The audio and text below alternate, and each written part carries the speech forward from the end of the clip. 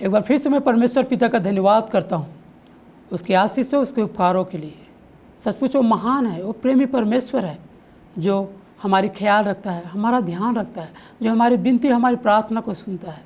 आइए आज धर्मशास्त्र बाइबल में जाने से पहले हम एक छोटी सी दुआ करेंगे, उस परमेश्वर से आशीष मांगेंगे। अपनी आंखों को बंद कीजिए, हम प्रार्थना करेंगे। स्वर्ग में विराजमान अति स्तुति अति पाक पवित्र परमेश्वर पिता, आपकी आशीष को हम चाहते हैं। खुदा, जितने लोग जो मेरी आवाज़ को सुन रहे हैं, उनके दुख, उनकी मुसीबतों को आप दूर कर दीजिए, ताकि वो सभी आपके नाम की महिमा कर सके। प्रार्थना सुना हम धन्यवाद करते हैं, प्रभु यीशु के नाम से आशीष को मांगते हैं, आमीन। मैं जो है हर बुधवार को हॉस्पिटल मिनिस्ट्री के लिए जाता हूँ। वहाँ पर टीबी के मरीज़, एड्स के मरीज़ से मेरी मुलाकात होती है, उनसे मैं बातचीत करता हूँ और हमेशा वो यही कहते हैं कि हम प्रभु यीशु मसीह पे विश्वास करते हैं, उस पर भरोसा रखते हैं और हम प्रार्थना भी करते हैं, लेकिन हमारी प्रार्थना सुनी नहीं जाती। हम 1 सप्ताह से, 1 महीने से प्रार्थना कर रहे हैं और अभी तक हमें जो है उसका उत्तर नहीं मिला है, अभी तक उसका जवाब नहीं मिला है। वो हमेशा जो है शिकायत करते हैं, वो परमेश्वर के ऊपर दोष लगाते हैं और कहते हैं कि हमारी जो है प्रार्थनाएँ हैं वो सुनी नहीं जाती है, परमेश्वर हमारी प्रार्थना का जवाब नहीं दे रहा है, उत्तर नहीं दे रहा है। ये लोग जो है हमेशा इस प्रकार से मुझे बोलते हैं और ये नहीं कहते कि हमारे अंदर में कोई कमजोरी तो नहीं, हमारे अंदर में कोई परेशानी तो नहीं, बल्कि वो हमेशा जो है परमेश्वर के ऊपर दोष लगाते हैं। आइए हम धर्मशास्त्र बाइबल से देखेंगे क्या वजह है, किस वजह से जो है परमेश्वर हमारी प्रार्थना का जवाब नहीं देता, वो उत्तर नहीं देता। कौन सी ऐसी बात है, इस बात को आज हम जानेंगे। बाइबल इसके बारे में क्या कहती है, वो क्या बताती है। मेरे साथ आप खोल लीजिए भजन संहिता उसके 66 अध्याय उसके 18 पद। यदि आपके पास धर्मशास्त्र बाइबल है तो उसमें से हम देखेंगे भजन संहिता उसके 66 अध्याय उसका 18 पद। यहाँ पर लिखा हुआ है कि परमेश्वर हमें प्रार्थना को क्यों नहीं सुनता, वो क्यों जवाब नहीं देता, क्या वजह है। यहाँ पर हम देखेंगे, पढ़ेंगे। यहाँ पर मेरे साथ आप भी पढ़ सकते हैं। भजन संहिता उसके 66 अध्याय उसका 18 पद। यदि मैं मन में अनर्थ की बात सोचता तो प्रभु मेरी ना सुनता। यहाँ पर भजन का लिखने वाला कहता है, यदि मैं मन में अनर्थ की बात सोचता, बुराई की बात सोचता, यदि मैं जो है दुराचारी की बात सोचता, गलत बात सोचता हूँ, तो परमेश्वर जो है मेरी कभी भी नहीं सुनता। वो परमेश्वर जिसे हम प्रार्थना करते हैं, जिस पर हम विश्वास और भरोसा रखते हैं, वो चाहते हैं कि हम शुद्ध मन से, शुद्ध विवेक से उसे प्रार्थना करें, तब परमेश्वर हमारी प्रार्थना को सुनेगा। यदि हम पाप के साथ, यदि हम गलत विचारों के साथ यदि हम परमेश्वर से प्रार्थना करते हैं, उससे विनती करते हैं, तो कभी भी हमारी प्रार्थना का जवाब नहीं देगा। वो बाइबल आज हम यही बताती है। कई बार हमारे मन में ख्याल आता है, कई बार हम सोचते हैं कि ये पाप क्या है, कौन सी ऐसी कमी है हमारे अंदर जिसको वजह से मेरी प्रार्थना को परमेश्वर सुन नहीं रहा है। वो यदि मेरे साथ आप निकाल लीजिए गलातियों की पत्री उसके 5 अध्याय, यदि हम उसके 19 पद से पढ़ें, वहाँ पर इस प्रकार से लिखा हुआ है। गलातियों की पत्री उसके 5 अध्याय उसके 19 पद। शरीर के काम तो प्रकट है, अर्थात व्यभिचार, गंदे काम, लुचपन, मूर्ति पूजा, टोना, बैर, झगड़ा, ईर्ष्या, क्रोध, विरोध, फूट, विधर्म, डाह, मतवालापन, लीड़ा कीड़ा और इसके बहुत सारे ऐसे ऐसे काम हैं। यदि ये हमारे जीवन में पाया जाता है तो आप जितना भी प्रार्थना कर लो और जितना भी गिड़गिड़ा लो, जितना भी परमेश्वर के सामने अपने आंसू को बहाओ, परमेश्वर हमारी प्रार्थना को सुनने वाला नहीं। यदि आप चाहते हैं कि परमेश्वर हमारी प्रार्थना को सुने, वो हमारी प्रार्थना का जवाब दे, तो आपको चाहिए और मुझे चाहिए कि हम बहुत ही शुद्ध विवेक से, शुद्ध मन से वो परमेश्वर के सम्मुख में आए, और नम्रता दीनता के साथ, और तब परमेश्वर जो है हमारी प्रार्थना को सुनेगा। ये वही वजह है, यही कारण है जिसको वजह से हमारी प्रार्थना जो है सुनी नहीं जाती, जिसका हमें प्रार्थना का जवाब नहीं मिलता। वो उसकी एक ही कारण है, वो है पाप की वजह से। हमारे जीवन में व्यभिचार पाया जाता है, लीड़ा कीड़ाएँ पाई जाती है, वो हम मतवालापन पाया जाता है, वो कई प्रकार के बहुत सारे अधर्म के काम, दुष्टता के काम, झूठ बोलना और जो है लोगों को ठगना, इस प्रकार के काम जो है हमारे जीवन में पाया जाता है, जिसकी वजह से प्रार्थना जो है सुनी नहीं जाती और परमेश्वर उसका जवाब नहीं देता। वो परमेश्वर जवाब देने के लिए तैयार है, लेकिन हमें चाहिए कि हम इन गंदे कामों को छोड़ दें, इन दुष्टता के कामों को छोड़ दें। परमेश्वर हमें प्रार्थना का उत्तर देगा और हमारे जीवन में आशीष देगा। जो प्रार्थना हम कर रहे हैं उसका जवाब भी परमेश्वर हमें देगा। आइए और आगे देखते हैं क्या वजह है जिसकी वजह से परमेश्वर जो है हमारी प्रार्थना को नहीं सुनता। हमने पहला देखा पाप की वजह है जिसकी वजह से परमेश्वर हमारी प्रार्थना को नहीं सुनता। हम दूसरा कारण देखेंगे क्या और वजह है जिसकी वजह से परमेश्वर जो है हमारी प्रार्थना का जवाब नहीं देता। हम परमेश्वर के वचन से फिर पढ़ेंगे, बाइबल से हम पढ़ेंगे, इस धर्मशास्त्र से पढ़ेंगे। याकूब की पत्री, जो कि याकूब प्रभु यीशु मसीह का भाई है, वो एक समय प्रभु यीशु मसीह के ऊपर विश्वास नहीं करता था। वो कहता था कि यीशु मसीह जो है कुछ नहीं आता जाता, इसको, ये पागल हो चुका है,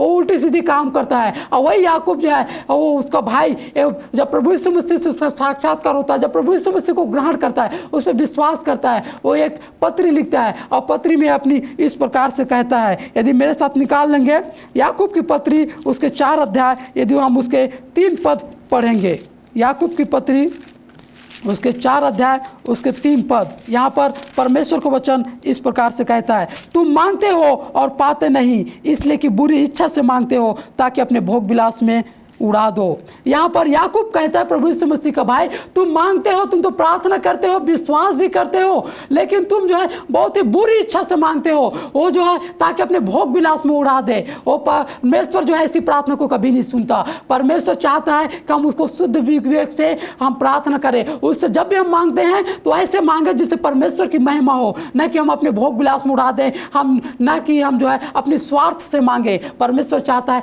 निस्वार्थ जो है हम से प्रार्थना करें, उससे मांगे। हम जब भी मांगते हैं हम स्वार्थ के साथ मांगते हैं। ओ परमेश्वर ऐसी प्रार्थना कभी भी सुनता नहीं है, ऐसी प्रार्थना का कभी भी जवाब नहीं देता। यदि आप चाहते हैं कि परमेश्वर आपकी प्रार्थना को सुने, उसकी जवाब दे, तो आपको चाहिए और मुझे भी चाहिए कि हम जो है बिना स्वार्थ के जो है परमेश्वर से प्रार्थना करें। परमेश्वर उसका जवाब देगा, उसका उत्तर देगा, चाहे जितनी बड़ी समस्या क्यों ना हो, जितनी बड़ी परेशानी क्यों ना हो, जितनी तकलीफ क्यों ना हो। वो आपके लिए वो पहाड़ हो सकता है, लेकिन परमेश्वर के लिए कुछ भी नहीं है। हमें और चाहिए कि हम जो है बिना स्वार्थ के हम परमेश्वर से प्रार्थना करें। हम स्वार्थ के साथ यदि प्रार्थना करेंगे, अपने भोग विलास के लिए हम प्रार्थना करेंगे, परमेश्वर कभी भी उसका जवाब नहीं देगा। कई बार होता है कि कई लोग जो है गलत काम करने के लिए जाते हैं और उसके लिए भी प्रार्थना करते हैं। मैं आपको एक सच्ची घटना बताऊंगा, एक भाई के बारे में जो कि जुआ खेलता था, जो सट्टा जुआ खेलता था। और वो क्या करता था, सट्टा में अपना पैसा लगाने से पहले वो सबसे पहले घुटने में आ जाता था। वो प्रार्थना करता था प्रभु यीशु मसीह से,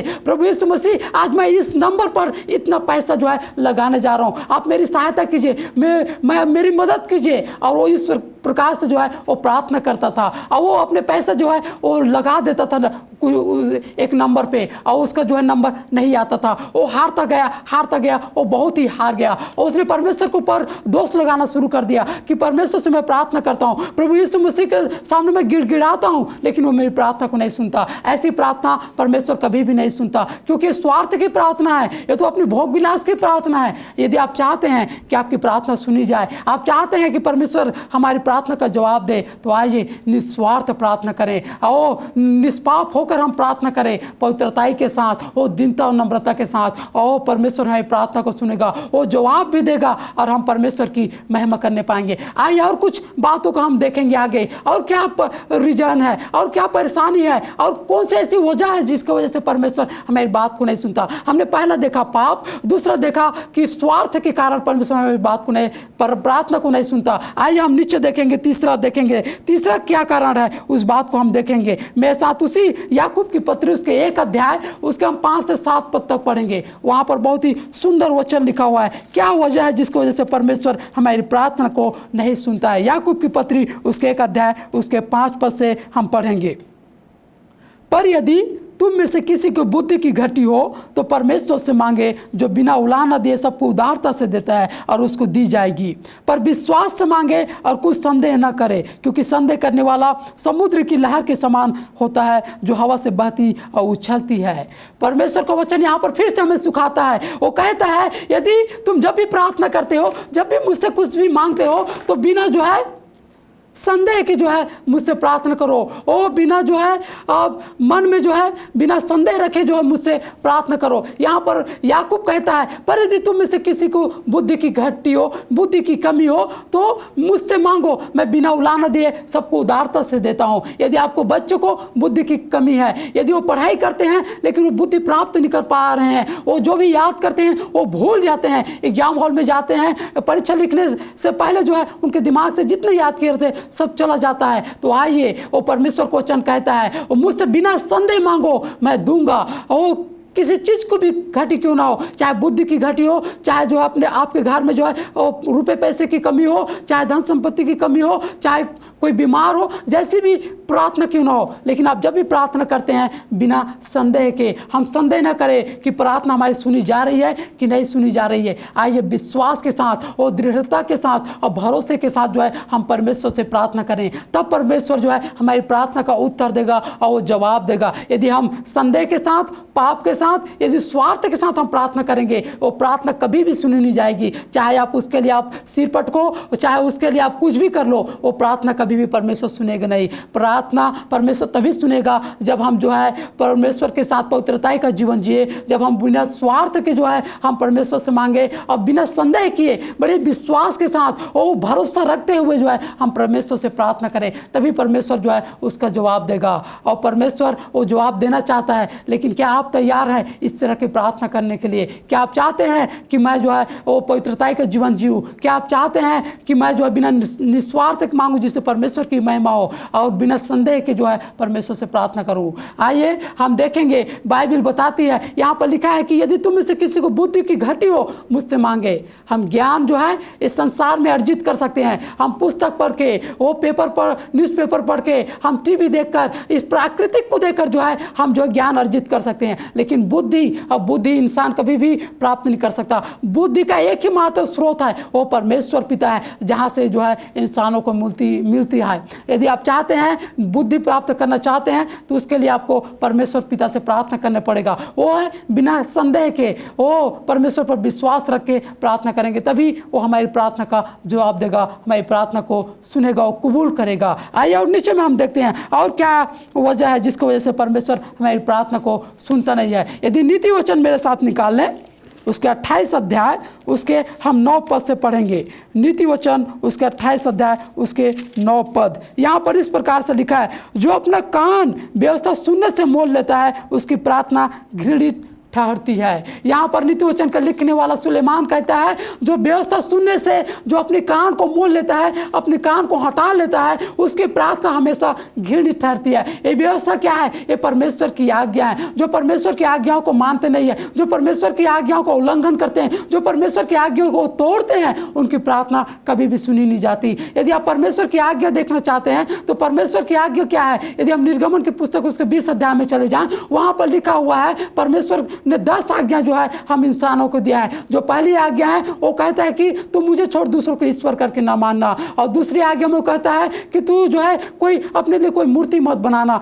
तीसरी आज्ञा में कहता है तू मेरा नाम व्यर्थ में ना लेना। चौथी आज्ञा में कहता है कि तू विश्राम दिन को, वो सबत के दिन को जो है तू पवित्र मानना। इस प्रकार से परमेश्वर जो है 10 आज्ञा वहाँ पर दिए हुए हैं। यदि उन 10 आज्ञाओं का हम उल्लंघन करते हैं, उनको तोड़ते हैं, तो परमेश्वर हमारा कभी भी जो है प्रार्थना का उत्तर नहीं देगा, वो प्रार्थना का जवाब नहीं देगा। आइए हम प्रार्थना का जवाब यदि हमें चाहिए तो हम परमेश्वर की आज्ञाओं को माने, उन आज्ञाओं का अपने जीवन में पालन करें, उन आज्ञाओं के अनुसार अपने जीवन को व्यतीत करें, तब परमेश्वर जो है हमारी प्रार्थनाओं को सुनेगा और वो जो है उत्तर देगा, जवाब देगा। और आप परमेश्वर की उपस्थिति को, परमेश्वर की आशीष को अपने जीवन में देखेंगे और महसूस करेंगे कि सचमुच परमेश्वर जो है कितना दयालु है, कितना प्रेमी है। जब भी मैंने उसको पुकारा, जब भी मैंने उसको आवाज़ दिया, जब भी मैंने अपनी दृष्टि को उसको ओर लगाया, उसने मेरी प्रार्थना को सुना, उसने मेरी प्रार्थना को सुनकर उत्तर दिया, वो जवाब दिया।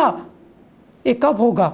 जब हम पवित्रता का जीवन जिएंगे, जब हम निस्वार्थ प्रार्थना करेंगे, जब हम बिना संदेह के जब परमेश्वर से हम पुकारेंगे, उसको आवाज़ देंगे, और जब हम उसकी आज्ञाओं को मानेंगे, जो परमेश्वर ने जो 10 आज्ञाएं दी है, तब परमेश्वर हमारी प्रार्थना को सुनेगा, तब परमेश्वर हमारी प्रार्थना का उत्तर और जवाब देगा। आपकी समस्या कितनी बड़ी क्यों ना हो, आपकी प्रार्थना कैसे क्यों ना हो, आइए हम परमेश्वर से जब भी प्रार्थना करें, इन वचनों को याद रखते हुए हम परमेश्वर से प्रार्थना करें। परमेश्वर हमेशा तैयार है हमें उत्तर देने के लिए, हमें आशीष देने के लिए, हमें छुटकारा देने के लिए, हमें स्वतंत्र करने के लिए, हमें हर प्रकार की आशीष से जो है मामूर करने के लिए। वो चाहता है कि उसके बेटे, उसकी बेटियां हमेशा खुश रहे, आनंदित रहे, लेकिन उसके लिए हमें चाहिए कि हम परमेश्वर के वचन के अनुसार उससे प्रार्थना करें। परमेश्वर जैसा चाहता है वैसा हम प्रार्थना करें, न कि हम अपनी इच्छा से, न कि अपनी स्वार्थ से हम जो है परमेश्वर से प्रार्थना करें और हम पाप में रहकर परमेश्वर से प्रार्थना करेंगे, परमेश्वर कभी भी नहीं सुनेगा।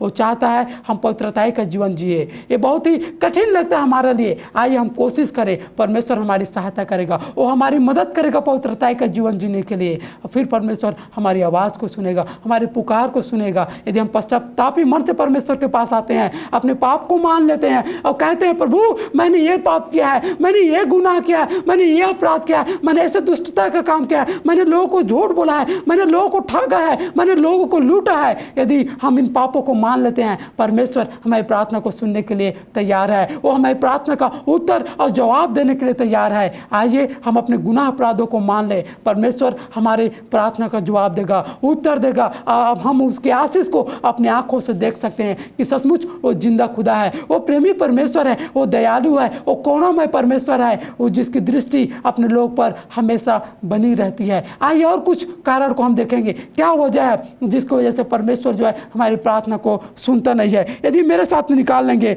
लूका रचित सुसमाचार उसके 18 अध्याय, यदि हम 11 पद से पढ़ेंगे, लूका रचित सुसमाचार उसके 18 अध्याय उसके 11 पद से पढ़ेंगे।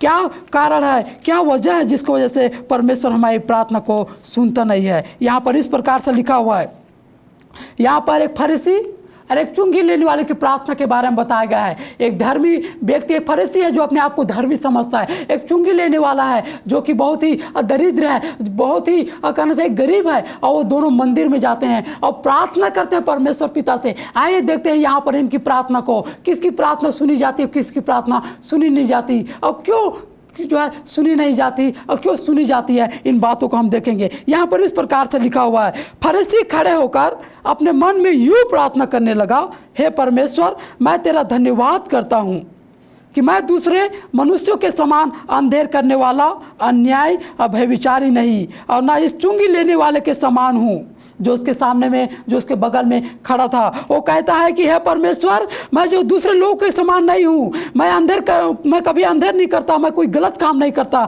न तो मैं अन्यायी हूँ, नहीं मैं कभी भी विचार नहीं करता, और नहीं मैं जो है इस चुंगी लेने वाले के समान हूँ। मैं सप्ताह में 2 बार उपवास रखता हूँ, मैं अपनी कमाई का 10वां अंश मैं जो है तुझे देता हूँ। इस प्रकार से जो है ये चुंगी लेने वाला प्रार्थना करता है। इसको बहुत ही घमंड था अपने जो है धार्मिकता पर, अपनी धर्मी होने के कारण से एक घमंड के साथ प्रार्थना करता है। ये कहता है कि मैं इस चुंगी लेने वाले के समान नहीं हूँ, मैं तो सप्ताह में 2 बार उपवास रखता हूँ, मैं तो प्रार्थना करता हूँ, मैं वचन पढ़ता हूँ, यहाँ तक कि मैं तेरे वचनों को मानता भी हूँ, मैं अपनी सारी कमाई का 10वां अंश, 10वां भाग मैं तुझे अर्पण करता हूँ, मैं तुझे ला के देता हूँ, मैं इस चुंगी लेने वाले को समान नहीं हूँ। ये व्यक्ति जो है बहुत ही घमंड के साथ जो है प्रार्थना करता है, और जो घमंड के साथ जो प्रार्थना करता है उसकी प्रार्थना सुनी नहीं जाती। लेकिन आइए हम देखते हैं उस चुंगी लेने वाले की प्रार्थना देखेंगे, जो कि जो है एक गरीब इंसान की हम प्रार्थना को देखेंगे, वो कैसे प्रार्थना करता है। ये तो फरीसी का प्रार्थना है जो कहता है मैं कभी अन्याय नहीं करता, वो मैं जो है वो 10वां अंश देता हूँ, मैं सप्ताह में 2 बार उपवास रखता हूँ। लेकिन वो चुंगी लेने वाला वो कैसा प्रार्थना करता है, आइए इस बात को हम देखेंगे। यदि हम 13 पद से देखें, 18 अध्याय उसके 13 पद से, वहाँ पर इस प्रकार से लिखा है, परंतु चुंगी लेने वाले ने दूर खड़े होकर स्वर्ग की ओर आंखें उठा भी ना चाहा, वरन अपनी छाती पीट कर कहा, हे परमेश्वर मुझ पापी पर दया कर। यहाँ पर हम चुंगी लेने वाले की प्रार्थना देख सकते हैं, जो अपने आप को इतना घृणित समझता है, इतना पापी समझता है, कोई इस लायक नहीं समझता अपने आप को कि वो अपने आगे स्वर्ग को उठाकर उस परमेश्वर पिता से प्रार्थना कर सके। वो कहता है मैं इस लायक नहीं हूँ कि मैं अपने आगे आपकी ओर उठा सकूँ, मैं इस योग्य नहीं कि अपनी जुबान से आपके नाम ले सकूँ। वो कहता है मैं तो पापी हूँ, मुझ पापी पर दया कीजिए। वो नम्र होकर अपने पापों को मानकर जो है वो परमेश्वर पिता से प्रार्थना करता है। मेरे प्रियो, आपको पता है मेरे भाइयों, मेरे बहनों, मेरे माताओं, मेरे बुजुर्गों, यहाँ पर जो है ना तो फरीसी की प्रार्थना सुनी नहीं जाती, क्योंकि फरीसी जो है घमंड के साथ प्रार्थना करता है, वो अपने जो है धार्मिकता पर घमंड करता है। लेकिन यहाँ पर जो चुंगी लेने वाला जो व्यक्ति है, जो कहता है प्रभु मैं जो है पापी हूँ, मैं तो अधर्मी हूँ, मैं इस लायक नहीं कि मैं अपनी आंखों को तेरी ओर उठा सकूँ, मुझ पर दया कर, मुझ पर तरस खा, मुझ पर करुणा कर। और परमेश्वर पिता उसकी प्रार्थना को सुन लेता है, उस पर तरस खाता है, उसके प्रार्थना का जवाब देता है, उसको आशीष देता है। लेकिन वो फरीसी की प्रार्थना को सुनता नहीं, क्योंकि वो घमंड के साथ प्रार्थना करता है। परमेश्वर पिता हमारी प्रार्थना को नहीं सुनता यदि हम घमंड के साथ प्रार्थना करते हैं। यदि हम कहते हैं कि मेरे पास जो है बहुत बड़ा डिग्री है, मेरे पास बहुत सारे नॉलेज है, जानकारी है, ओ मुझे किसी चीज़ को कोई कमी घटी नहीं है, ओ हम दूसरे लोगों को तुच्छ समझते हैं और दूसरे लोगों को हम बहुत ही कमज़ोर समझते हैं, यदि इस प्रकार से यदि हमारा विचार है, इस प्रकार से हमारी भावनाएँ हैं और ऐसी भावनाओं के साथ यदि हम परमेश्वर से प्रार्थना करते हैं, वो हमारी प्रार्थना कभी भी नहीं सुनेगा। उसकी जवाब, उसका उत्तर वो कभी भी नहीं देगा। यदि आप चाहते परमेश्वर आपकी प्रार्थना को उत्तर दे, उसकी जवाब दे, आइए हम जो है नम्र होकर, हम जो है दीन होकर, जो है जिस प्रकार से चुंगी लेने वाला अपने आप को इस योग्य नहीं समझा कि वो परमेश्वर की ओर अपने आप को तो उठा सके। वो कहता है मैं पापी हूँ, मैं अधर्मी हूँ, मैं गुनाहगार हूँ, प्रभु मुझ पर दया कर। यदि ऐसी हम प्रार्थना करते हैं तो जिस प्रकार से उसकी प्रार्थना सुनी गई, हमारी भी प्रार्थना सुनी जाएगी। परमेश्वर हमारी भी प्रार्थना का उत्तर देगा, वो जवाब देगा। आइए हम इस चुंगी लेने वाले के समान जो है हम प्रार्थना करें। और क्या कारण है और क्या रीजन है जिसकी वजह से प्रार्थना हमारी जो है उसका जवाब नहीं मिलता, उसका उत्तर नहीं आता? आइए हम देखेंगे। वो दानियल भविष्यद्वक्ता की पुस्तक मेरे साथ निकाल लीजिए। वो दानियल भविष्यद्वक्ता की पुस्तक उसके 10 अध्याय उसके हम जो है 12 पद से यदि हम पढ़ें तो वहाँ पर जो बताया गया है कि हमारी प्रार्थना जो है क्यों सुनी नहीं जाती, उसका जवाब क्यों नहीं मिलता। यहाँ पर दानियल है जो प्रार्थना कर रहा है एक स्वप्न के लिए, कि उसका भेद जानने के लिए, और उसका प्रार्थना का जवाब उसको परमेश्वर उसकी प्रार्थना को पहले दिन सुन लिया था, उसका जवाब भी दे दिया था, लेकिन कुछ रुकावट था, कुछ परेशानी था, जिसके वजह से जो उसका प्रार्थना का उत्तर उसके पास नहीं आया था। और उस प्रार्थना का जवाब क्यों नहीं आया था हम देख सकते हैं। वो है शैतान के रुकावट की वजह से। शैतान ने रुकावट करके रखा था प्रार्थना का जवाब उस तक आने के लिए। तो मेरे भाई और बहनों, मेरे बुजुर्गों, मेरे माताओं जो आज मेरी जो आवाज़ को सुन रहे हैं, मैंने आपको बताया कि प्रार्थना का जवाब हमें क्यों नहीं मिलता, उसका उत्तर क्यों नहीं मिलता। उसका पहला कारण है पाप की वजह से, दूसरा कारण है हम स्वार्थ के साथ प्रार्थना करते हैं, तीसरा कारण है हम संदेह रख के प्रार्थना करते हैं, और चौथी जो बात है वो है कि हम जो है परमेश्वर के ऊपर हमारा जो भरोसा है वो नहीं रहता, उसकी जो आज्ञाओं को हम तोड़ देते हैं, उसकी उल्लंघन करते हैं, जिसकी वजह से परमेश्वर जो है हमारी प्रार्थना का जवाब नहीं देता। हम घमंड के साथ जो प्रार्थना करते हैं, और कई बार जो है शैतान जो है हमारी प्रार्थना का जवाब हम तक आने के लिए रोक देता है, जिसकी वजह से हमें प्रार्थना का उत्तर नहीं मिलता। आप कभी जो है ये घबराइए मत, आप कभी ये न सोचिए कि परमेश्वर मेरी प्रार्थना को नहीं सुनता, वो सुनता है, लेकिन हमें चाहिए कि हम अपने जीवन को जो है उस लायक बनाएं कि उस प्रार्थना का जवाब हमें मिल सके, परमेश्वर उस प्रार्थना का उत्तर हमें दे सके। परमेश्वर उत्तर देने के लिए तैयार है। क्या आप चाहते हैं उत्तर मिले? यदि आप चाहते हैं उत्तर मिले तो आइए हमारी कमजोरियों को दूर करें, ताकि परमेश्वर हमें प्रार्थना का जवाब दे और उत्तर दे, वो आशीष हम अपने जीवन में ग्रहण कर सकते हैं। अपनी आंखों को बंद कीजिए, हम प्रार्थना करेंगे। स्वर्गीय पिता, जितने लोग यहाँ पर हैं जो मेरी आवाज़ को सुन रहे हैं, जिनके मनों में प्रार्थनाएं हैं और दुआएं हैं, उनको कबूल कर लीजिए। प्रभु, यदि उनके जीवन में कोई कमी घटी उसको दूर कीजिए। हर बातों में आपको महिमा देते हैं। हमारी प्रार्थना को सुना है, हम धन्यवाद करते हैं। विश्वास के साथ, नम्रता और दीनता के साथ अपने गुनाह अपराध को मानते हुए इस दुआ को प्रभु यीशु मसीह के नाम से मांगते हैं। आमीन, आमीन।